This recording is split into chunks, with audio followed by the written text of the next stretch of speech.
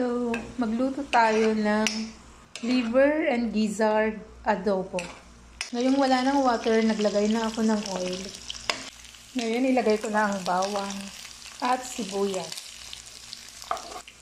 Ngayon isunod na natin ang liver. Ihalo-halo natin. Ngayon lagyan ko ng soy sauce.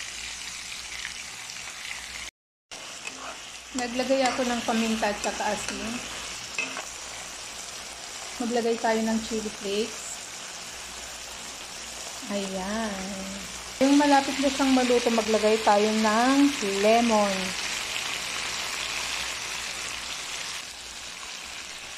Ayan, luto na ang ating liver and gizzard adobo.